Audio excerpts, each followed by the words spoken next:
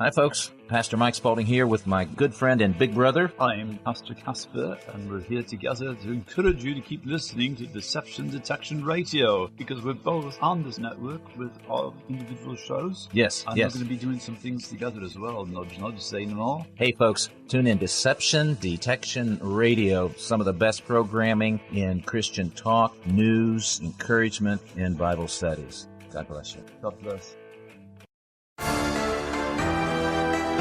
Some people are concerned about the privacy invasion features of smart meters. Others are worried about adverse health effects.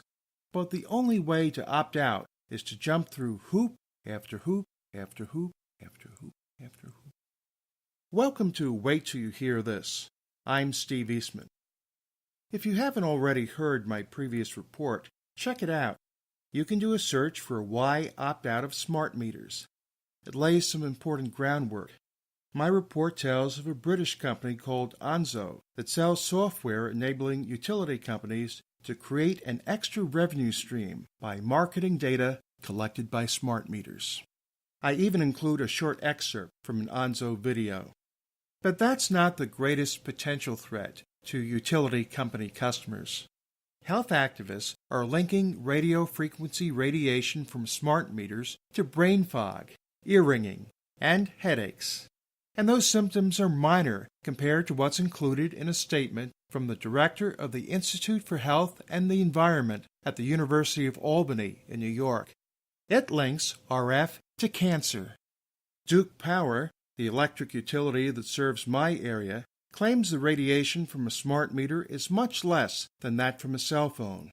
Organizations that do not have an interest in selling your data to marketers have reported 100 to 1,000 times the RF level of mobile phones. So let's get down to opting out. The process varies from state to state, if it's even allowed at all. Even if you do opt out, you may still get a smart meter, but the part that generates the potentially dangerous radiation is disabled. In effect, the device will operate like a standard meter. Originally, Duke Power wanted to charge a hefty one-time fee and a continuing monthly fee as a punishment. That should be a deterrent for anyone opposing the installation of a smart meter at their home. I first informed them I wanted to opt out over a year ago.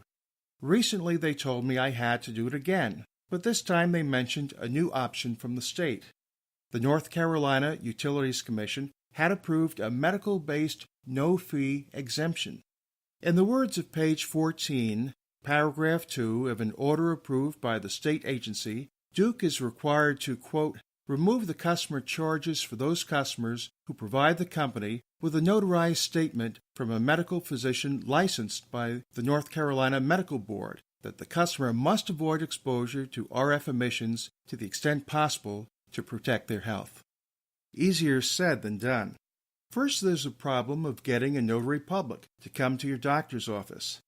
The first notary I looked up said she was too busy. The second agreed to 11:45 a.m. on Friday, November 30th. I arrived at my doctor's office a few minutes early. No sign of the notary. I left a message on her voicemail every few minutes while I went door to door in the medical park looking for an office with a notary. My doctor kindly said he would be available all day and went back to his other duties. In the past, I probably would have panicked at that point, but I felt, let's call it, an impression that I should try across the parking lot at another building, maybe several hundred feet away. On my way, a friendly sort of guy, who turned out to be a doctor, started walking with me and talking about the weather. I explained my predicament and asked if he had a notary at his office.